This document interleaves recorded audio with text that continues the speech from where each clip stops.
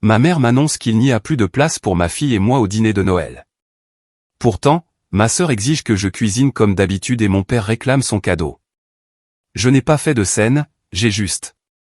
Je m'appelle Léa, j'ai 34 ans, et d'aussi loin que je me souvienne, j'ai toujours été celle qui prépare le dîner de Noël pour toute ma famille. Alors, quand ma mère a envoyé un message sur notre groupe de discussion familiale disant qu'il n'y avait pas de place pour moi et ma fille de 7 ans, Chloé, à table cette année, j'ai été abasourdi. Puis, ma sœur Camille m'a demandé de quand même tout cuisiner comme d'habitude. Le coup de grâce a été mon père ajoutant qu'il attendait toujours son cadeau.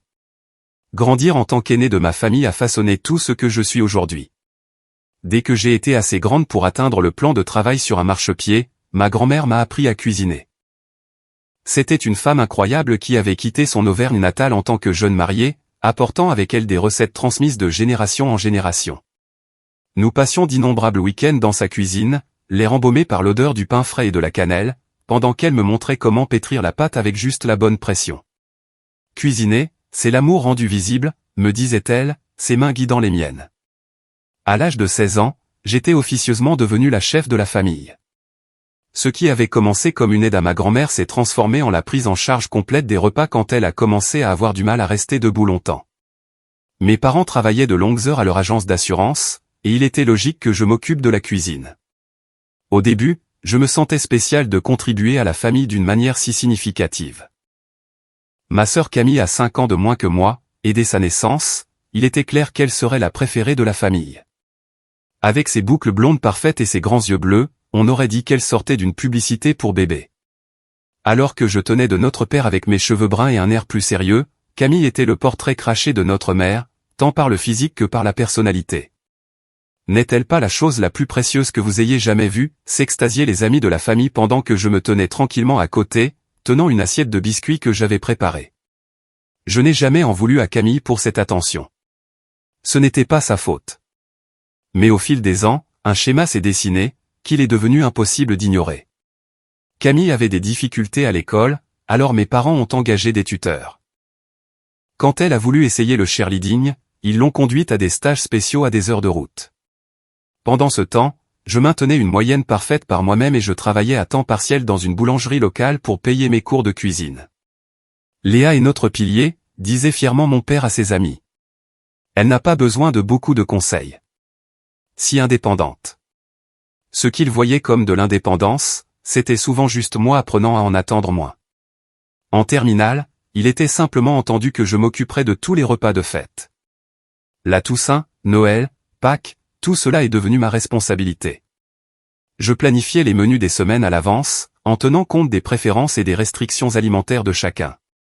Je tenais même un carnet avec des plannings détaillés pour m'assurer que tout serait chaud et prêt au bon moment. Ma vie a pris un tournant inattendu quand j'ai rencontré Rémi pendant ma 2e année de fac. Il était charmant, ambitieux et semblait sincèrement impressionné par mes talents culinaires. Nous nous sommes mariés jeunes, à 23 ans, et Chloé est arrivée 1 an plus tard. J'ai pris un poste de comptable pour assurer une stabilité, mais ma passion restait la cuisine. Au début, Rémi soutenait mes rêves culinaires, parlant d'ouvrir un restaurant ensemble un jour. Mais le rêve s'est effondré 3 ans plus tard quand j'ai découvert que Rémi avait une liaison avec une collègue. Le divorce a été laid et douloureux. Rémi a déménagé à l'autre bout de la France pour un nouveau travail, promettant d'envoyer une pension alimentaire qui arrivait rarement. Je me suis retrouvé mère célibataire à 27 ans, jonglant entre un travail à plein temps et les soins de Chloé. Pendant cette période difficile, je m'attendais à ce que ma famille m'aide. Au lieu de cela, leur soutien était assorti de conditions. « Eh bien, tu t'es précipité dans le mariage », me rappelait ma mère à plusieurs reprises. Mon père a offert une aide financière, mais seulement si je revenais vivre à la maison et suivais leurs conseils sur tout. Camille, qui vivait sa meilleure vie de célibataire après l'université, faisait des commentaires comme « C'est pour ça que je me concentre d'abord sur ma carrière. J'apprends de tes erreurs, Léa. » À travers tout cela, Chloé est devenue mon univers. Elle a hérité de mes cheveux bruns, mais a les yeux noisettes et la nature curieuse de son père. Sensible et réfléchie, elle remarque tout. Pourquoi mamie ne me demande jamais rien sur mes dessins, mais elle met le cousin Jules sur le frigo, a-t-elle demandé une fois après une réunion de famille. Des questions comme celle-ci me brisent le cœur car il n'y a pas de bonne réponse. Malgré le traitement inégal, j'ai continué la tradition de cuisiner pour les réunions de famille. En partie par habitude, en partie parce que cela me procurait une joie sincère de voir tout le monde apprécier ma nourriture. Il y a quelque chose de profondément satisfaisant à regarder les gens fermer les yeux de plaisir à la première bouchée d'une dinde parfaitement rôtie ou de ma tarte tatin aux pommes signature. Chloé est devenue ma petite sous-chef, debout sur le même marchepied que j'utilisais autrefois dans la cuisine de ma grand-mère. Je lui ai appris à mélanger la pâte sans trop la travailler et l'importance de goûter au fur et à mesure. La cuisine, c'est une question de ressenti, pas seulement de suivre des recettes, lui disais-je, faisant écho aux paroles de ma grand-mère. Au cours des 5 années qui ont suivi mon divorce, la cuisine est devenue plus qu'une simple obligation familiale ou une passion personnelle. C'est devenu le principal moyen de me connecter avec ma famille. Quand les conversations devenaient tendues ou que mes parents commençaient à comparer défavorablement mes choix de vie aux dernières réussites de Camille, je pouvais toujours me réfugier dans la cuisine. Là, au moins, ma contribution était appréciée, même si elle était considérée comme acquise. La cuisine de Léa est la seule raison pour laquelle je ne reste pas à l'hôtel pendant les fêtes, a plaisanté un jour mon oncle Franck, sans se rendre compte à quel point ce compliment déguisé faisait mal. Car la vérité était que, peu importe à quel point il louait ma nourriture, je ne pouvais pas me défaire du sentiment que ma famille me voyait principalement comme une prestataire de service plutôt que comme un membre à part entière de la famille méritant une considération et un respect égaux. La première fois que j'ai remarqué que quelque chose n'allait vraiment pas, c'était il y a 3 étés, lors du barbecue familial annuel. Chaque année, mes parents organisent cet événement dans leur maison au bord du lac, invitant la famille élargie et des amis proches. Comme d'habitude, je suis arrivé tôt pour préparer, apportant des plats que j'avais cuisinés la veille après que Chloé se soit couchée. Ma cousine Ambre m'a approché dans la cuisine, la voix basse. « Tu as vu le plan de table dehors ? Il n'y a pas de place pour toi et Chloé aux tables principales. » Effectivement, quand j'ai vérifié, j'ai constaté que tous les adultes et les enfants avaient des places assignées avec des cartons nominatifs, sauf Chloé et moi. Quand j'ai interrogé ma mère, elle a semblé surprise par mon inquiétude. Oh, on s'est dit que tu serais occupé à servir et que tu mangerais plus tard, et Chloé peut s'asseoir sur l'une de ces petites chaises pliantes près de la table des enfants. La table des enfants était pour les tout petits, et Chloé avait 5 ans à l'époque. J'ai fini par sortir des chaises du garage et nous installer, Chloé et moi, au bout d'une table. Ma mère a agi comme si elle était dérangée, soupirant bruyamment en réarrangeant le centre de table pour nous faire de la place. Ça déséquilibre toute la composition, a-t-elle marmonné juste assez fort pour que je l'entende. Cette même année, j'ai fait face à une crise financière lorsque mon entreprise a réduit ses effectifs et que je me suis retrouvé sans travail pendant 3 mois. J'ai épuisé mes économies pour payer le loyer et les factures. Quand j'ai finalement trouvé le courage de demander à mes parents un prêt temporaire, la réponse de mon père a été révélatrice. « Ta sœur vient de verser la compte pour son appartement et nous l'avons aidé avec ça. L'argent est un peu juste en ce moment. » Pourtant, 2 semaines plus tard, ils ont surpris Camille avec une voiture toute neuve pour son anniversaire, juste parce qu'elle méritait quelque chose de spécial. J'ai pris des missions de comptabilité en freelance et des services le week-end dans une boulangerie locale jusqu'à ce que je trouve un nouveau poste à temps plein. Chloé n'a jamais su à quel point nous étions proches de perdre notre appartement. Je transformais les repas simples comme les haricots et le riz en jeu, les appelant soirées de cuisine internationale. Elle trouvait ça amusant, heureusement trop jeune pour comprendre notre situation précaire. Puis Camille a rencontré Antoine il y a environ 10 mois. Issu d'une famille aisée avec des relations politiques, Antoine travaillait dans la société d'investissement de son père et avait le genre de confiance qui vient de ne jamais avoir connu de réelles difficultés financières. Camille l'a amené à un dîner de famille, et le changement de comportement de mes parents a été immédiat et spectaculaire. La famille d'Antoine a une maison au Cap Ferret, a mentionné ma mère au moins 5 fois lors de ce premier dîner. Mon père, habituellement réservé, est soudainement devenu animé, discutant de terrains de golf et d'opportunités d'affaires. C'était comme si un interrupteur avait été actionné et que toute la famille opérait désormais en mode impressionner Antoine. Quand j'ai essayé de me joindre à la conversation, partageant des nouvelles sur une promotion potentielle au travail, ma mère m'a coupé en pleine phrase. « Léa, pourrais-tu resservir les boissons ? Et je pense que nous sommes prêts pour le dessert. » Une fois de plus, j'étais réduite au rôle de serveuse plutôt que de membre de la famille. Après qu'Antoine et Camille ont annoncé leur fiançailles il y a 6 mois, la situation s'est encore détériorée. Les réunions de famille sont devenues des vitrines pour la fusion à venir de notre famille soi-disant prestigieuse avec celle, réellement prestigieuse, d'Antoine. Mes parents ont commencé à faire des commentaires sur les apparences, suggérant que je devrais faire quelque chose avec mes cheveux et peut-être investir dans des vêtements plus professionnels.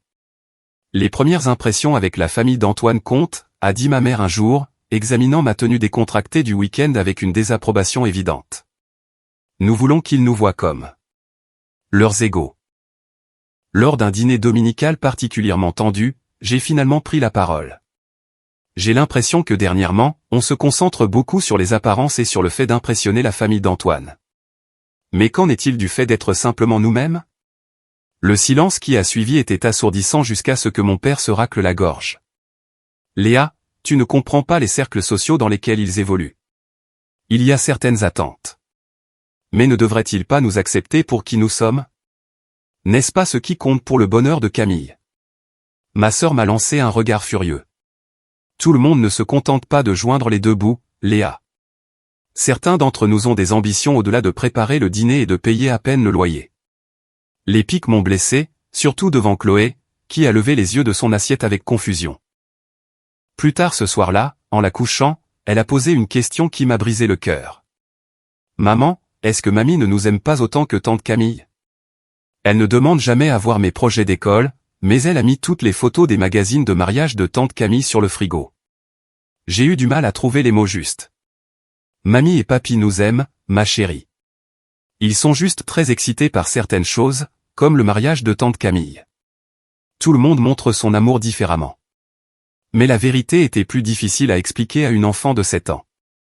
Comment dire à un enfant que dans certaines familles, votre valeur est liée à ce que vous pouvez apporter ou à l'image que vous donnez aux autres? Le coup de grâce est venu lors de la célébration de l'anniversaire de Camille le mois dernier. Comme toujours, on m'a demandé de préparer le repas, un dîner élaboré de 4 plats pour 16 personnes, y compris les parents d'Antoine. J'ai passé des jours à planifier et à préparer, prenant même un jour de congé pour m'assurer que tout serait parfait. Quand je suis arrivé chez mes parents avec Chloé et toute la nourriture, ma mère nous a accueillis avec un sourire forcé. Léa, nous avons eu un petit changement de plan. Est-ce que Chloé pourrait manger dans le petit salon? Les parents d'Antoine ont amené leurs amis, les Moreau, et nous avons besoin de la place à la table de la salle à manger. Le visage de Chloé s'est décomposé, mais elle a hoché la tête courageusement. Moi, cependant, j'avais atteint ma limite. Si Chloé mange dans le petit salon, alors je la rejoindrai là-bas. Ne sois pas difficile, a sifflé ma mère. C'est important pour ta sœur. Ne peux-tu pas simplement aider sans faire de scène? Tout au long de la soirée, j'ai servi la nourriture, débarrassé les assiettes et resservi les boissons pendant que tout le monde profitait du repas que j'avais préparé. Pas une seule fois quelqu'un n'a reconnu mes efforts, sauf la mère d'Antoine, qui a demandé « Avez-vous fait appel à un traiteur ou commandé à ce charmant restaurant du centre-ville » Quand ma mère a fièrement annoncé « Léa a tout fait », Madame de Valois a haussé les sourcils. Oh, quelle maîtresse de maison! Je pensais que vous étiez peut-être une chef professionnelle. Juste une comptable qui aime cuisiner, ai-je répondu avec un sourire forcé. Eh bien, c'est bien que vous ayez un passe-temps, a-t-elle répondu avant de se tourner vers une conversation plus importante. Plus tard, alors que je chargeais le lave-vaisselle, j'ai entendu ma mère et Madame de Valois parler dans le couloir. Ça doit être difficile pour elle, d'élever un enfant seul, a dit Madame de Valois, sa voix dégoulinant de pitié plutôt que de compassion. Léa a toujours été indépendante, a répondu ma mère. Sa situation est regrettable, mais nous essayons de ne pas laisser cela affecter les réunions de famille. Camille a toujours été notre papillon social. Je suis resté figé, un torchon à la main, alors qu'elle continuait à discuter de moi comme si j'étais un cas social plutôt qu'une femme qui réussit à gérer une carrière et la maternité. Ce soir-là, en rentrant à la maison avec une Chloé endormie sur le siège arrière, je me suis promis que quelque chose devait changer. Je ne m'attendais simplement pas à ce que le catalyseur soit une invitation au dîner de Noël, ou plutôt l'absence d'une invitation. Le message qui a tout changé est arrivé un mardi soir, début décembre. Chloé et moi décorions notre petit appartement pour Noël, accrochant des guirlandes lumineuses autour des fenêtres et plaçant des ornements sur notre modeste sapin. Beaucoup de décorations étaient faites maison, des étoiles en pâte à sel peintes de couleurs vives, des flocons de neige en papier et des ornements photos montrant Chloé au fil des ans. On peut faire ces sablés à la cannelle pour le dîner de Noël de mamie et papy, a demandé Chloé, suspendant soigneusement une pomme de pain scintillante qu'elle avait fabriquée à l'école. Bien sûr, ai-je souri. On les apporte toujours, n'est-ce pas? C'est la tradition. Juste à ce moment-là, mon téléphone a vibré avec une notification de notre groupe de discussion familiale. Je m'attendais à ce que ce soit à propos de la planification du dîner de Noël, peut-être une demande pour ma traditionnelle tarte tatin aux pommes et aux érelles ou des questions sur le timing. Au lieu de cela, ce que j'ai lu m'a laissé sans voix. Le message de ma mère était court et factuel. Concernant l'organisation de Noël cette année, nous recevrons les parents d'Antoine et la famille de sa sœur. Avec la table de la salle à manger entièrement étendue, il y aura 12 places au total. Ce Noël, nous recevons le fiancé de ta sœur. Il n'y aura pas de place pour toi et ta fille à table. J'ai fixé l'écran, certaine d'avoir mal compris. Avant que je puisse répondre, le message de Camille est apparu. Mais on veut que tu prépares le dîner comme toujours. Ta dinde est toujours parfaite. Et la famille d'Antoine a adoré ta cuisine à la Toussaint. Pourrais-tu tout préparer et le déposer le matin de Noël? Puis est venue la contribution de mon père. Et ne nous fais pas nous sentir mal. Je veux toujours mon cadeau. L'Armagnac que tu m'as offert l'an dernier était excellent. Le téléphone m'a glissé des doigts sur le canapé. J'ai dû faire un bruit car Chloé a levé les yeux de ses décorations. Qu'est-ce qui ne va pas, maman? Il s'est passé quelque chose? J'ai forcé un sourire. Juste des trucs d'adulte à propos de Noël. Ne t'inquiète pas, mais à l'intérieur, une tempête se préparait. L'audace était à couper le souffle. J'étais assez bonne pour cuisiner pour eux, assez bonne pour offrir des cadeaux, mais pas assez bonne pour avoir une place à table avec ma propre fille. Pendant des années, j'avais accepté d'être traité comme inférieur, me convainquant que ce n'était que la dynamique familiale. Mais c'était différent. C'était une exclusion explicite. J'ai repris mon téléphone, lisant et relisant les messages, cherchant une indication que c'était un malentendu ou une mauvaise blague. Il n'y en avait aucune. Après avoir couché Chloé, je me suis assise à notre table de cuisine avec une tasse de thé, essayant de digérer ce qui s'était passé. J'ai tapé plusieurs réponses, les ai toutes effacées, en ai tapé d'autres. Comment répondre à sa propre famille qui vous dit que vous n'êtes pas la bienvenue, mais que vos services sont toujours requis? Finalement, j'ai envoyé une simple question. Juste pour clarifier, vous voulez que je cuisine tout le dîner de Noël, mais Chloé et moi ne sommes pas invités à le manger avec tout le monde? La réponse de ma mère est venue rapidement. Ne sois pas dramatique, Léa. Tu es invitée à la maison, bien sûr. Il n'y a juste pas de place à la table formelle. Toi et Chloé pouvez manger dans la cuisine ou avoir vos assiettes après le dîner principal. Il est important que la famille d'Antoine se sente à l'aise et bienvenue. Plus important que votre propre fille et petite-fille se sentent bienvenues, ai-je tapé en retour, les mains tremblantes. Camille est intervenue. Léa, c'est une connexion vraiment importante pour notre famille. Les parents d'Antoine sont amis avec le préfet de la région. Cela pourrait nous ouvrir des portes à tous. Ne peux-tu pas penser à quelqu'un d'autre que toi pour une fois? Ce dernier commentaire m'a particulièrement piqué. Moi, qui avais passé ma vie à faire passer les autres en premier, j'étais accusé d'égoïsme simplement pour vouloir m'asseoir à table avec ma famille à Noël. Mon père, tentant de jouer les pacificateurs comme toujours, a écrit. Allons les filles, ne compliquons pas les choses. Léa, nous savons que tu es la meilleure cuisinière de la famille et nous avons besoin de ton aide pour faire bonne impression. C'est juste le plan de table qui est serré cette année. Tu comprends, n'est-ce pas? Je n'ai pas répondu immédiatement. Au lieu de cela, je suis allé voir Chloé, qui s'était endormie en serrant son lapin en peluche préféré. En regardant son visage paisible, j'ai ressenti une vague d'amour protecteur. Quel message lui enverrais-je si j'acceptais cet arrangement? Qu'il est normal d'être traité comme inférieur. Que sa valeur est liée à ce qu'elle peut apporter aux autres?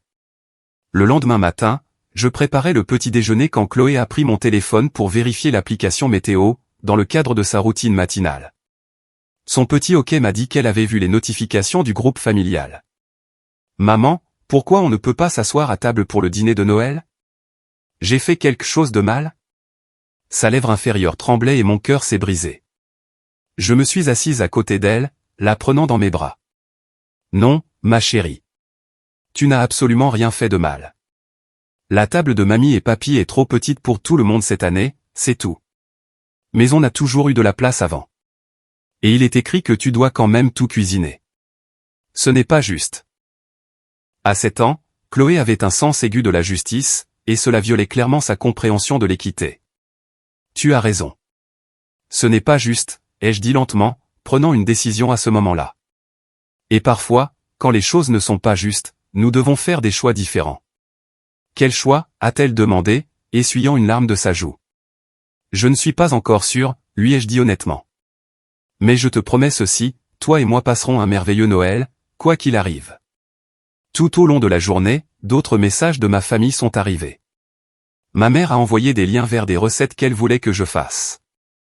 Camille a demandé si je pouvais inclure ces petits feuilletés qu'Antoine avait appréciés à la Toussaint. Mon père s'est enquis de l'heure à laquelle j'arriverais pour commencer à cuisiner la veille de Noël. Ils agissaient tous en supposant que j'avais accepté leur arrangement, que malgré le fait qu'on m'ait explicitement dit qu'il n'y avait pas de place pour nous à table, je remplirais toujours mon rôle habituel. La prise de conscience a été à la fois douloureuse et libératrice. Pendant des années, je m'étais accroché à l'espoir que si je faisais assez, si je donnais assez, si je sacrifiais assez, je serais enfin considéré comme un membre égal de la famille. Maintenant, j'avais la preuve irréfutable que cela n'arriverait jamais. Aucune quantité de dinde parfaitement rôtie ou de cadeaux faits main ne changerait la façon dont ils me voyaient. La question était, qu'allais-je faire à ce sujet? Pendant 2 jours, j'ai suivi les mouvements de ma vie normale.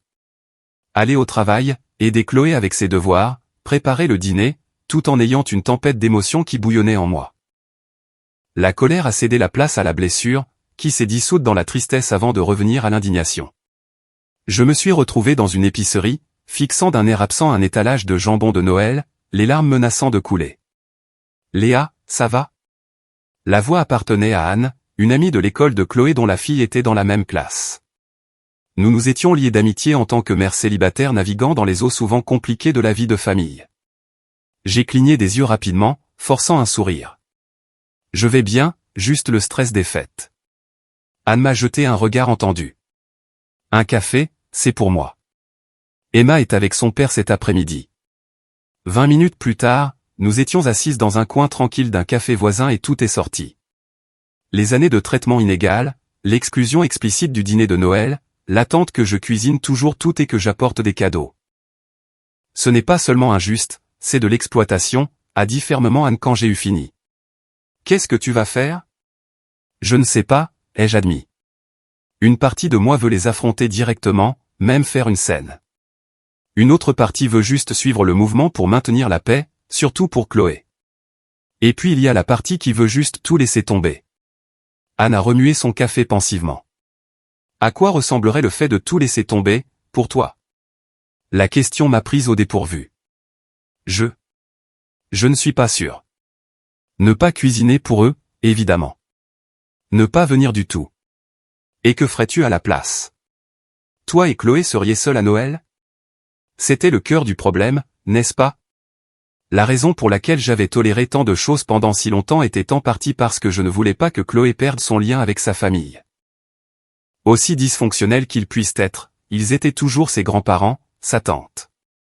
Mais à quel prix? Quel message envoyais-je à ma fille en acceptant un traitement qui nous diminuait toutes les deux? Je ne veux pas être seul avec Chloé à Noël, ai-je dit lentement. Mais je ne veux pas non plus lui apprendre qu'il est normal d'être traité comme inférieur. Anne a hoché la tête. Ce ne sont pas tes seules options. Tu sais, tu peux créer ta propre tradition de Noël, une qui reflète tes valeurs. Ces paroles me sont restées en tête alors que je rentrais chez moi, un plan commençant à se former dans mon esprit. Je ne ferai pas de scène. Je ne m'engagerai pas dans un drame familial qui ne ferait que blesser davantage Chloé. Au lieu de cela, je choisirai simplement différemment. Ce soir-là, après que Chloé se soit endormie, j'ai appelé mon voisin âgé, Monsieur Dubois. Veuf d'une 70aine d'années, il avait souvent gardé Chloé pendant 1 heure ou 2 quand j'avais besoin de faire des courses. Il faisait des sablés au beurre incroyables qu'il partageait régulièrement avec nous, et je soupçonnais qu'il passait la plupart des vacances seul depuis le décès de sa femme l'année dernière. Le dîner de Noël avec vous et la petite? Il a semblé surpris mais ravi quand je lui ai lancé l'invitation. Je serais honoré. Est-ce que je peux apporter quelque chose? Juste vous-même, l'ai-je rassuré.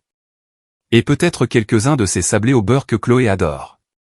Ensuite, j'ai contacté la famille Garcia qui vivait dans l'appartement en dessous du nôtre. Ils avaient déménagé d'Espagne il y a 2 ans. Et bien que nos interactions se soient principalement limitées à des saluts amicaux dans le couloir, je savais par Chloé que leur fille Lucia avait du mal à s'adapter à sa nouvelle école. Ils n'avaient pas de famille élargie dans la région. Madame Garcia a semblé presque en larmes quand je les ai invités. Nous serions ravis de nous joindre à vous. Lucia parle tout le temps de Chloé. Je peux apporter le cocido traditionnel de la recette de ma famille. Ça a l'air parfait, lui ai-je dit. J'adorerais apprendre comment vous le faites. Au cours des jours suivants, mon plan de Noël alternatif a pris forme. J'organiserai un dîner pour ceux qui, comme Chloé et moi, se retrouvaient en marche pendant les fêtes. Pas de plan de table formel, pas de relations politiques nécessaires pour une invitation, juste de la bonne nourriture et une connexion sincère. Il restait cependant à répondre à ma famille. Après mûre réflexion, j'ai envoyé un message à notre groupe de discussion familiale. Après y avoir réfléchi, je ne pourrai pas préparer le dîner de Noël cette année. Chloé et moi avons d'autres projets pour les fêtes. Je vous souhaite à tous une merveilleuse célébration. Simple, directe, sans drame, mais sans compromis non plus. Les réponses ont été immédiates et prévisibles. Ma mère a appelé en quelques secondes, sa voix stridente d'incrédulité. Qu'est-ce que tu veux dire par « tu ne pourras pas » ? Quels autres projets pourraient bien être plus importants que le Noël en famille ? J'ai pris une profonde inspiration, me rappelant ma décision d'éviter le drame. J'organise un dîner pour des amis qui n'ont pas de famille à proximité. C'est important pour moi et pour Chloé. Mais qui va cuisiner ? Tu sais bien que je ne peux pas tout préparer avec toutes les autres tâches d'accueil, et Camille est nulle en cuisine. Il y a d'excellents services de traiteurs, ai-je suggéré calmement. Ou peut-être est-ce l'occasion pour Camille et Antoine de s'occuper de la cuisine cette année. Après avoir mis fin à cet appel, Camille a texté « Bravo, tu as gâché Noël pour tout le monde. » Les parents d'Antoine attendaient avec impatience ta cuisine après la Toussaint. C'est tellement égoïste. L'approche de mon père était plus subtile. Il a appelé plus tard dans la soirée, sa voix prenant ce ton cajoleur qu'il utilisait quand il essayait d'obtenir ce qu'il voulait. Ma puce, je sais que tes sentiments sont blessés, et je comprends, mais c'est une grande opportunité pour ta sœur. Tu peux sûrement voir que la famille fait des sacrifices les uns pour les autres. Oui, c'est vrai, ai-je convenu. Et j'en ai fait beaucoup au fil des ans. Cette année, je dois faire ce qui est juste pour Chloé et moi. Et ta mère ? Tu sais à quel point elle stresse quand elle reçoit. Et ta sœur veut vraiment impressionner la famille d'Antoine. Je suis sûr qu'ils trouveront une solution, ai-je dit, me surprenant par ma propre fermeté. J'ai confiance en eux. Après avoir raccroché, j'ai ressenti un étrange mélange de culpabilité et de libération. La culpabilité était une vieille compagne familière, le sentiment que j'étais en quelque sorte responsable du bonheur de tout le monde. Mais la libération était nouvelle et enivrante. Pour peut-être la première fois de ma vie d'adulte, j'avais fixé une limite et je m'y étais tenu. Le lendemain, j'ai emmené Chloé faire du shopping. Pas pour des cadeaux coûteux pour des membres de la famille qui nous prenaient pour acquises, mais pour des articles simples et attentionnés pour nos nouveaux invités de Noël. Nous avons trouvé une belle mangeoire à oiseaux pour Monsieur Dubois, qui aimait regarder les cardinaux depuis sa fenêtre. Pour la famille Garcia, nous avons choisi un jeu de société qui pouvait se jouer en anglais ou en espagnol, parfait pour une soirée de jeu en famille. Tu es sûr que mamie et papy ne seront pas tristes qu'on ne vienne pas pour Noël, a demandé Chloé alors que nous emballions les cadeaux. J'ai réfléchi à ma réponse avec soin. Ils pourraient être déçus, mais parfois nous devons faire des choix qui sont bons pour nous, même s'ils rendent les autres malheureux. Cette année, nous allons créer notre propre Noël spécial avec Monsieur Dubois et la famille de Lucia. Son visage s'est illuminé à cette pensée. Exactement. Et peut-être que cela deviendra notre nouvelle tradition. À l'approche de Noël, ma résolution a été mise à l'épreuve à plusieurs reprises. Ma mère a envoyé des messages de plus en plus désespérés sur le menu. Camille alternait entre des accusations de colère et des supplications larmoyantes. Des membres de la famille élargie ont été recrutés pour me convaincre de changer d'avis. Ta mère est hors d'elle, m'a rapporté ma tante Sylvie lors d'un appel téléphonique inattendu. Elle dit que tu punis toute la famille parce que tu n'as pas obtenu ce que tu voulais concernant le plan de table. Ce n'est pas ce qui s'est passé, ai-je expliqué patiemment, racontant les messages exacts que j'avais reçus. Il y a eu une longue pause. Eh bien, ça a l'air plutôt affreux quand on le présente comme ça, a admis ma tante. Mais il y a sûrement un compromis à trouver. J'ai fait des compromis pendant des années, ai-je dit doucement. Cette fois, je choisis un chemin différent. La veille du réveillon de Noël, j'ai reçu un dernier appel de mon père. Ta mère a commandé un traiteur, mais ce ne sera pas pareil. Il n'est pas trop tard pour changer d'avis. Nous avons trouvé une solution pour les places. Nous pouvons ajouter une petite table pour toi et Chloé près de la salle à manger. Une petite table près de la salle à manger? Pas à la table de la salle à manger avec tout le monde. Même maintenant, il ne voyait pas le problème fondamental. Je suis désolé, papa. Nos plans sont faits. J'espère que vous passerez tous un merveilleux Noël. J'ai raccroché et j'ai regardé mon appartement, maintenant transformé avec des décorations supplémentaires que Chloé et moi avions faites ensemble. Une guirlande en papier de construction serpentait autour du salon. Des flocons de neige en papier découpé à la main ornaient les fenêtres. Notre modeste sapin était couronné d'une étoile que Chloé avait fabriquée avec du carton et du papier d'aluminium. Ce n'était pas élégant ou impressionnant. Cela ne rendrait pas bien sur les réseaux sociaux ni n'impressionnerait les relations politiques, mais c'était authentique et rempli d'amour. Et pour la première fois depuis des années, je ressentais un sentiment de paix à l'approche des fêtes. Le matin du réveillon de Noël s'est levé, clair et froid. Chloé a sauté du lit à 6 heures, trop excitée pour dormir plus longtemps. Nous avions nos propres traditions, des brioches à la cannelle pour le petit déjeuner, de la musique de Noël en fond sonore et la lecture d'histoires de fête ensemble sur le canapé. Mon téléphone, que j'avais délibérément laissé dans la cuisine pendant la nuit, se remplissait déjà de notifications. Je les ai ignorées jusqu'après le petit déjeuner, lorsque Chloé était occupée avec un nouveau kit de bricolage de Noël que j'avais acheté à cet effet. Les messages et les appels manqués peignaient un tableau de chaos familial croissant. Ma mère était passée de l'incrédulité à la colère puis à la panique alors que la réalité s'installait, je ne venais vraiment pas cuisiner. Le traiteur vient d'appeler. Il manque de personnel et ne peuvent fournir que la moitié de ce que nous avons commandé. C'est une catastrophe, lisez son dernier texto. Les messages de Camille étaient plus directs. La mère d'Antoine vient de demander si tu allais à nouveau cuisiner, et j'ai dû lui dire non. Elle avait l'air déçue. Merci de me faire passer pour une idiote. Mon père, toujours le plus pratique, s'est concentré sur la logistique. Ta mère est dans tous ses états. Le traiteur a livré le mauvais plat principal. Y a-t-il un moyen que tu puisses juste faire ta recette de dinde et la porter? Nous paierons tous les ingrédients. Aussi difficile que ce soit de lire ces messages, il confirmait quelque chose que je soupçonnais depuis des années, mais que je n'avais jamais pleinement reconnu, ma famille m'appréciait principalement pour ce que je pouvais faire pour eux, pas pour qui j'étais. La pensée était à la fois douloureuse et libératrice. Vers midi, le ton des messages est passé des demandes aux accusations. Ma mère a écrit « Je n'arrive pas à croire que tu gâches Noël pour tout le monde juste pour prouver quelque chose. Ce n'est pas la fille que j'ai élevée. » L'approche de Camille était plus directe. « Tu es incroyablement égoïste. Ce dîner était important pour mon avenir avec Antoine. Si sa famille a une mauvaise impression de nous parce que la nourriture est horrible, je ne te le pardonnerai jamais. » Mon père a tenté la culpabilité. Ta mère est en larmes. C'est ce que tu voulais, faire pleurer ta mère la veille de Noël? Je n'ai répondu à aucun de ces messages. Que pouvais-je dire qui n'envenimerait pas la situation? Au lieu de cela, je me suis concentré sur la préparation de notre célébration de Noël alternative. Chloé et moi avons préparé de la pâte à biscuits, préparé des légumes pour les rôtir et mariner un petit filet de dinde qui serait parfait pour notre rassemblement de 5 personnes.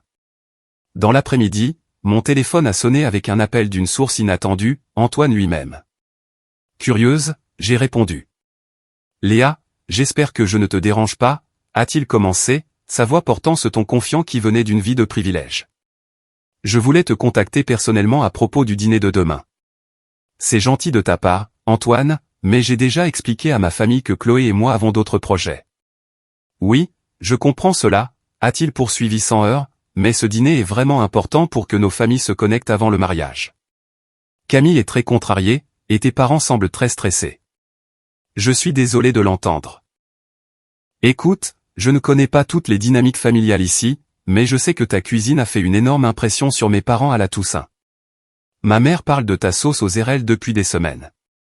Serait-il possible que tu reconsidères ta décision? Peut-être préparer les plats principaux et les déposer. Nous te dédommagerions, bien sûr. Et voilà, la confirmation finale de la façon dont j'étais perçu. Pas comme de la famille, mais comme une employée qui pouvait être payée pour des services rendus. J'apprécie ton appel, Antoine, mais ma décision est prise. Je te souhaite, ainsi qu'à ma famille, un très joyeux Noël. Après avoir raccroché, j'ai remarqué que Chloé me regardait avec inquiétude. Est-ce que tout le monde est en colère contre nous, maman? Je me suis assise à côté d'elle sur le canapé. Ils sont déçus parce qu'ils voulaient qu'on fasse les choses à leur façon et nous faisons quelque chose de différent cette année. Est-ce qu'ils vont rester en colère pour toujours? Non, ma chérie. Ils pourraient être contrariés pendant un certain temps, mais finalement ils comprendront que nous devions faire ce choix pour nous-mêmes. Je n'étais pas entièrement sûr que ce soit vrai, mais je voulais y croire. Les relations familiales sont complexes, et les limites, une fois établies, peuvent prendre du temps à être acceptées. Tard ce soir-là, après que Chloé se soit endormie avec des visions de sucreries dansant dans sa tête, Camille a appelé. J'ai failli ne pas répondre, mais quelque chose m'a dit que je devais le faire. Comment as-tu pu me faire ça, a-t-elle exigé sans préambule, ses mots légèrement pâteux. Je me suis demandé si elle avait bu. As-tu la moindre idée à quel point c'est humiliant? Camille, j'ai expliqué mes raisons. Non, tu as été égoïste et méchante. Tu es jalouse que je me marie avec quelqu'un qui a réussi alors que tu es toujours seule. Tu as toujours été jalouse de moi. L'accusation était si loin de la vérité que j'ai presque ri. Il ne s'agit pas de jalousie, Camille. Il s'agit d'être traité avec un respect de base. Toi, maman et papa avaient clairement fait savoir qu'il n'y avait pas de place pour Chloé et moi à table, mais vous vous attendiez toujours à ce que je cuisine tout et que j'apporte des cadeaux. En quoi est-ce juste? La vie n'est pas juste, a-t-elle rétorqué. Parfois, il faut faire des sacrifices pour la famille. C'est exactement mon point. Il semble que Chloé et moi soyons toujours celles qui font les sacrifices. Cette année, nous choisissons quelque chose de différent. Eh bien, profite de ton pathétique petit Noël alternatif, a-t-elle dit amèrement. Sache juste que cela change les choses. Quand Antoine et moi aurons des enfants, ne t'attends pas à être invité aux anniversaires ou aux fêtes. Chloé ne connaîtra pas ses cousins. Sa menace m'a durement touché, exactement comme elle l'avait prévu. La pensée que Chloé soit coupée de ses futurs cousins à cause de ma décision était douloureuse, mais je suis resté ferme. J'espère que tu ne le penses pas, Camille. La famille ne devrait pas être conditionnelle. Eh bien, tu as fait ton choix. Vis avec les conséquences. Elle a raccroché, me laissant fixer le téléphone. Je suis allé voir Chloé, regardant son sommeil paisible pendant quelques instants. Faisais-je le bon choix? Défendre notre dignité valait-il les conséquences familiales potentielles à long terme? En me retournant pour quitter sa chambre, j'ai remarqué le dessin qu'elle avait fait plus tôt dans la journée, accroché à son mur. Une image de notre dîner de Noël prévu avec Monsieur Dubois et la famille Garcia, tout le monde assis ensemble à une table, de grands sourires sur leurs visages. En bas, elle avait écrit de sa soigneuse écriture de 7 ans, notre nouvelle famille de Noël. À ce moment-là, j'ai su sans aucun doute que je faisais le bon choix. Quelles que soient les conséquences de notre prise de position, nous les affronterions ensemble. Et peut-être, juste peut-être, étions-nous en train de construire quelque chose de mieux. Le matin de Noël est arrivé avec une douce chute de neige qui a recouvert notre petit balcon de blanc. Chloé m'a réveillé en sautant sur le lit, son excitation palpable. Maman, il a neigé et c'est Noël. Nous avons passé la matinée en pyjama, ouvrant les cadeaux et préparant le petit déjeuner ensemble. Le cadeau de Chloé pour moi était un livre de cuisine fait main avec ses illustrations et des recettes que nous avions cuisinées ensemble tout au long de l'année, soigneusement recopiées. Mon cœur s'est gonflé à la pensée qu'elle y avait mise. Monsieur Dubois m'a aidé pour la partie écriture, a-t-elle admis, mais j'ai fait tous les dessins moi-même. Vers midi, nous avons commencé à nous préparer pour nos invités. Chloé a mis la table avec soin, plaçant des cartons nominatifs qu'elle avait décorés à chaque place. J'ai préparé le filet de dinde et les légumes, remplissant notre appartement d'arômes délicieux. Mon téléphone est resté inhabituellement silencieux. Après le barrage de messages de la veille, le silence était notable. J'ai vérifié une fois pour m'assurer qu'il fonctionnait et j'ai vu un seul texto de mon père. Joyeux Noël.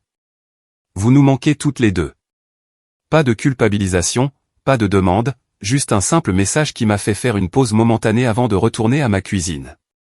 Monsieur Dubois est arrivé le premier, vêtu d'un pull de fête, et portant non seulement ses sablés promis, mais aussi un petit cadeau pour Chloé, un livre d'identification des oiseaux pour aller avec la mangeoire que nous lui avions offerte.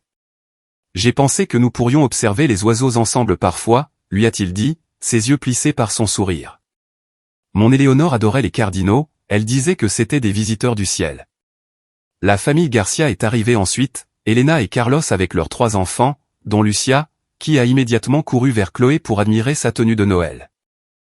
Ils ont apporté le cocido promis ainsi qu'une plante de poinsettia colorée et du chocolat chaud maison préparé à la manière traditionnelle espagnole. Dans notre famille, tout le monde est dans cuisine, a expliqué Elena en posant ses plats. Puis-je vous aider à finir quelque chose? Bientôt, notre petite cuisine fut remplie de conversations et de rires. Carlos s'est avéré être un excellent découpeur, tranchant le filet de dinde avec précision tout en racontant des histoires de célébration de Noël dans sa ville natale près de Salamanque.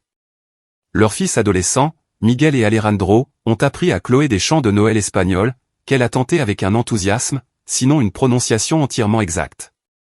Monsieur Dubois a partagé des souvenirs de Noël passés, y compris l'année où lui et sa femme avaient été bloqués par la neige dans un chalet dans le Jura. 1 mètre de neige pendant la nuit, nous avons fait griller des marrons dans la cheminée et danser au son de la radio. Le meilleur Noël de ma vie. Quand nous nous sommes finalement assis pour manger, la table était un magnifique mélange de traditions. Ma dinde et mes légumes rôtis, le cocido et le riz de la famille Garcia, et la contribution de Monsieur Dubois avec la fameuse compote de canneberge de sa défunte femme.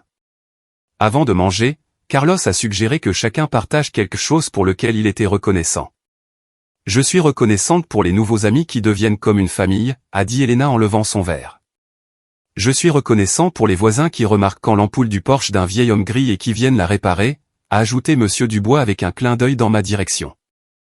Quand ce fut mon tour, j'ai regardé autour de la table ces gens qui n'étaient que de récentes connaissances, mais qui semblaient maintenant tellement plus. Je suis reconnaissante pour les secondes chances et les nouvelles traditions, ai-je dit, sentant un sentiment de paix m'envahir. La réponse de Chloé fut la plus simple et la plus profonde. Je suis contente que tout le monde ait de la place à notre table. Le repas fut détendu et joyeux, s'étirant dans l'après-midi avec une conversation fluide. Miguel et Alejandro nous ont appris un jeu de cartes que leur grand-père leur avait appris, tandis que Lucia et Chloé ont disparu dans la chambre de Chloé pour jouer avec de nouveaux jouets de Noël. Vers 16 heures, mon téléphone a vibré avec un texto. C'était de Camille et son contenu m'a surprise. Le dîner est une catastrophe. La nourriture du traiteur était froide et fade. Maman a brûlé la tarte et se cache en pleurant dans sa chambre. Les parents d'Antoine partent tôt. Joyeux Noël. Je ne savais pas comment répondre, ni même si je devais le faire. Une partie de moi a ressenti une pointe de satisfaction, rapidement suivie de culpabilité pour avoir ressenti cela. Une autre partie ressentait une tristesse sincère pour la journée décevante de ma famille. Après un moment de réflexion, j'ai rangé le téléphone sans répondre. Quoi qu'il se passe chez mes parents, ce n'était pas ma responsabilité de le régler. Plus tard, alors que nous dégustions le dessert, une combinaison de ma tarte aux pommes, du riz au lait d'Elena et des sablés de Monsieur Dubois, Carlos a soulevé une question intéressante. En Espagne, les célébrations de Noël se poursuivent jusqu'au 6 janvier, le jour des rois mages. Peut-être pourrions-nous nous réunir à nouveau pour un autre repas. La suggestion a été accueillie avec un accord enthousiaste de tout le monde. Nous planifions déjà notre prochaine réunion, créant une nouvelle tradition en temps réel. Alors que la soirée touchait à sa fin, Chloé et Lucia s'étaient endormies sur le canapé, appuyées l'une contre l'autre comme de vieilles amies. Monsieur Dubois était en pleine conversation avec Carlos sur le travail du bois, un passe-temps qu'ils se sont découverts en commun. Elena et moi avons nettoyé la cuisine ensemble, parlant facilement de recettes, d'enfants et des défis de construire une vie dans un nouvel endroit. Merci de nous avoir inclus aujourd'hui, a dit Elena en séchant un plat de service. Déménager ici a été difficile, surtout pour Lucia. Elle a eu du mal à se faire des amis. Aujourd'hui, c'est le jour le plus heureux où je l'ai vu depuis des mois. Merci d'être venu, ai-je répondu sincèrement. C'est le Noël le plus détendu que j'ai eu depuis des années. Alors que nos invités se préparaient à partir, chargés de restes emballés dans des boîtes, mon téléphone a sonné. C'était ma mère. J'ai hésité avant de m'excuser pour répondre. Léa? Sa voix semblait faible et fatiguée. Je voulais juste vérifier que toi et Chloé aviez passé une bonne journée. Oui, c'est le cas, ai-je dit prudemment. Nous avons eu des amis pour le dîner. Il y a eu une pause. Notre dîner ne s'est pas bien passé, a-t-elle admis. Rien n'allait. Camille et Antoine se sont disputés. Ses parents sont partis tôt. Je suis désolé d'entendre ça. Une autre longue pause. Je te dois des excuses. Ce que nous t'avons demandé était. C'était mal. Je le vois maintenant. Ces mots m'ont prise au dépourvu. Ma mère s'excusait rarement de quoi que ce soit. Merci de le dire. Pourrions-nous nous parler demain en personne? J'aimerais arranger les choses. Je n'étais pas encore prête à m'engager. Parlons-en après les fêtes. Je pense que nous avons tous besoin d'un peu de temps pour réfléchir. Après avoir raccroché, j'ai rejoint nos invités pour leur dire au revoir, aidant Chloé à se réveiller suffisamment pour remercier tout le monde d'être venu. Alors que la porte se refermait derrière la famille Garcia, Chloé s'est tournée vers moi avec une satisfaction endormie. C'était le meilleur Noël de tous les temps, a-t-elle déclaré. En regardant notre petit appartement, la vaisselle dans l'évier, les miettes sur la table et les bougies à moitié fondues, je devais être d'accord. Ce Noël, né du rejet et redirigé vers la connexion, avait en effet été le meilleur de tous. Non pas à cause de la nourriture parfaite ou des décorations élégantes, mais parce que chaque personne à notre table avait été vraiment vue, appréciée et accueillie. Cette nuit-là, en couchant Chloé, elle a posé une question qui montrait à quel point les enfants peuvent être perspicaces. « Maman, est-ce que ça va aller avec mamie, papy et tante Camille ?» « Oui, ma chérie, lui ai-je dit, le croyant pour la première fois. Ça va aller. Les choses pourraient être différentes à l'avenir, mais le changement peut être une bonne chose. Comme notre Noël était différent mais bon. Exactement comme ça. En éteignant sa lumière, j'ai réalisé qu'en essayant de créer un Noël significatif pour Chloé, je m'étais offert un cadeau inattendu. Le courage de définir la famille selon mes propres termes et la sagesse de reconnaître que parfois les traditions les plus précieuses sont celles que l'on crée soi-même. Le lendemain de Noël s'est levé, calme et paisible. Chloé a fait la grasse matinée, fatiguée de l'excitation de la veille. J'ai fait du café et je suis sorti sur notre petit balcon, enveloppé dans une robe de chambre chaude contre la fraîcheur du matin. Le monde semblait frais sous sa couverture de neige, et je ressentais un sentiment similaire de renouveau en moi. Mon téléphone affichait plusieurs appels manqués et messages. Camille avait texté tard la nuit dernière. J'ai été horrible avec toi au téléphone. Les choses que j'ai dites sur le fait que Chloé ne connaîtrait pas ses futurs cousins. Je ne le pensais pas. Trop de vin et de déception qui parlaient. Je suis désolé. Il y avait 2 messages vocaux de mon père. Sa voix était sobre dans les 2. J'ai réfléchi à ce que nous t'avons demandé, ma puce. Ce n'était pas juste. Appelle-moi quand tu pourras. Le message le plus surprenant venait d'Antoine. Ta famille t'a manqué hier. Je comprends mieux maintenant pourquoi tu as fait ton choix. J'espère que nous pourrons repartir sur de nouvelles bases un jour. Je n'étais pas prête à répondre à aucun d'entre eux pour le moment. Ce nouveau sentiment de paix et de respect de moi-même semblait fragile, et je voulais en profiter un peu plus longtemps avant de réengager le dialogue. Plus tard dans la matinée, on a frappé à notre porte. Quand j'ai ouvert, j'ai trouvé mon père, l'air incertain, une rareté pour lui. « Je peux entrer quelques minutes ?» a-t-il demandé. J'ai hésité, puis j'ai hoché la tête, m'écartant pour le laisser entrer.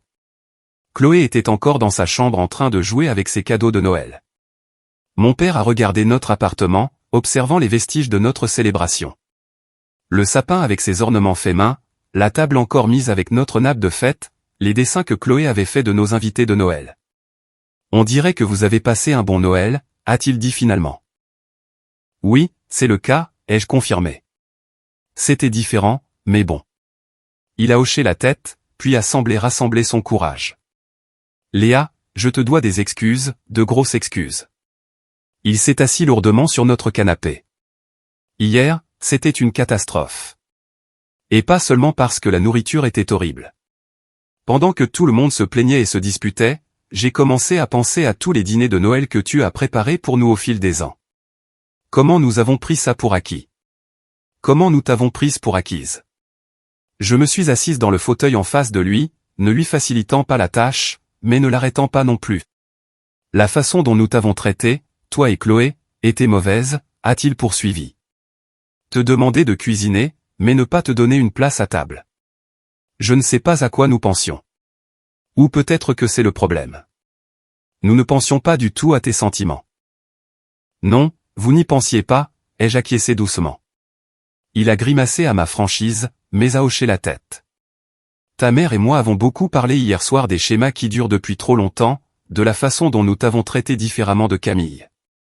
La reconnaissance de ce problème de longue date m'a surprise. Et qu'avez-vous conclu? Que nous avons été injustes envers toi pendant des années. Que nous nous attendions à ce que tu sois la responsable, celle qui fait des sacrifices sans te donner le même soutien et la même attention que nous avons donné à Camille. Il a baissé les yeux sur ses mains. Je ne suis pas fier de ça. Chloé est sortie de sa chambre, son visage s'illuminant à la vue de son grand-père. Papy, tu as vu la neige hier? On a fait des anges de neige. Mon père a souri, ouvrant ses bras pour un câlin. Tu m'as manqué hier, ma puce. On a eu un Noël spécial, lui a dit Chloé avec sincérité. Monsieur Dubois est venu, et Lucia et sa famille. Tout le monde avait de la place à notre table. Sa répétition innocente de cette phrase a semblé frapper mon père durement. Il m'a regardé par-dessus la tête de Chloé, un regret sincère dans les yeux. Après que Chloé soit retournée dans sa chambre, mon père et moi avons continué notre conversation. Les choses doivent changer, lui ai-je dit. Je ne reviendrai pas à la situation d'avant. Je comprends, a-t-il dit, et je respecte ça. Que pouvons-nous faire pour arranger les choses? D'abord, j'ai besoin que vous compreniez qu'il ne s'agit pas seulement du dîner de Noël. Il s'agit d'années de traitement inégal, du fait que Chloé et moi soyons traités comme moins importantes que Camille et maintenant Antoine. Il a hoché la tête lentement. Je le vois maintenant. Je suis prête à travailler sur notre relation, ai-je poursuivi. Mais il doit y avoir des limites. Je ne serai pas la cuisinière de la famille qui n'a pas de place à table. Je n'accepterai pas que Chloé soit une pensée après coup. C'est plus que juste, a-t-il convenu. Nous avons parlé pendant près d'1 heure, posant les bases d'un nouveau type de relation. Tout ne pouvait pas être résolu en une seule conversation, mais c'était un début. Quand il est parti, promettant de parler à ma mère et à Camille, je me suis senti prudemment optimiste. Au cours des jours suivants, j'ai eu des conversations similaires avec ma mère et Camille. Les excuses de ma mère ont été plus difficiles pour elle, enveloppées d'explications et de justifications, mais finalement sincères. Celles de Camille sont venues sous la forme d'un café où elle a admis s'être sentie en compétition avec moi toute notre vie. Tu as toujours été si capable, a-t-elle avoué. J'avais l'impression que je ne pourrais jamais être à ta hauteur. Alors, au lieu d'essayer, j'ai juste pris une direction différente. Je n'ai jamais su que tu ressentais ça, lui ai-je dit, sincèrement surprise. J'ai toujours pensé que j'étais la déception. Nous avons toutes les deux ri de la façon dont nous avions perçu différemment la même dynamique familiale. Cela n'effaçait pas des années de blessures, mais cela ouvrait une porte à la compréhension. La famille Garcia est devenue des visiteurs réguliers dans notre appartement, et nous dans le leur. Lucia et Chloé sont devenus inséparables, passant des heures ensemble à dessiner et à créer des histoires élaborées. Monsieur Dubois s'est joint à nous pour les dîners du dimanche, apportant des biscuits et des nouvelles sur l'observation des oiseaux. En février, nous avons célébré l'épiphanie comme Carlos l'avait suggéré, mélangeant les traditions de tous nos horizons. Mes parents et Camille étaient présents, un peu maladroits au début, mais se détendant progressivement dans l'atmosphère chaleureuse d'une connexion sincère. Alors que l'hiver se transformait en printemps, je me suis retrouvé à réfléchir à la façon dont une exclusion douloureuse avait conduit à des bénédictions aussi inattendues. En me défendant, moi et Chloé, j'avais non seulement commencé à guérir nos relations familiales, mais j'avais aussi élargi notre cercle pour inclure des personnes qui enrichissaient nos vies d'innombrables façons. J'ai lancé un petit blog partageant des recettes et des histoires de nos rassemblements multiculturels. Ce qui a commencé comme un exutoire créatif s'est transformé en un modeste public de personnes intéressées par la création de célébrations significatives qui valorisaient l'inclusion plutôt que l'impression. Chloé s'est épanouie dans cet environnement de connexion authentique. Sa confiance a grandi et elle a développé un intérêt particulier pour les différentes traditions culturelles, demandant souvent à Elena de lui apprendre des phrases en espagnol ou aidant Monsieur Dubois à nourrir les oiseaux qui visitaient désormais régulièrement notre balcon. Au moment où le Noël suivant approchait, notre dynamique familiale avait considérablement changé. Les invitations sont venues sans condition ni attente, juste un désir sincère de la présence de chacun. Et quand j'ai proposé d'apporter un plat à partager, cela a été accueilli avec appréciation plutôt qu'avec un sentiment de dû. La leçon la plus profonde que j'ai tirée de ce Noël charnière concernait le vrai sens de la famille. La famille, ce n'est pas seulement une question de lien de sang ou d'obligation. C'est une question de respect mutuel, d'attention sincère et du choix conscient de valoriser la dignité de chaque personne. J'ai appris que se défendre ne signifie pas nécessairement brûler les ponts. Parfois, cela peut conduire à en construire de plus solides, fondés sur l'honnêteté et l'égalité plutôt que sur les attentes et les rôles. J'ai découvert que les traditions sont précieuses non pas parce qu'elles sont immuables, mais parce qu'elles créent un espace pour une connexion significative. Quand elles ne le font plus, il est temps d'en créer de nouvelles. Plus important encore, j'ai réalisé qu'en respectant ma propre valeur, j'ai appris à Chloé à valoriser la sienne. En refusant d'accepter d'être marginalisée, je lui ai montré qu'elle méritait une place à n'importe quelle table que la vie lui présenterait. Ce Noël a tout changé pour nous.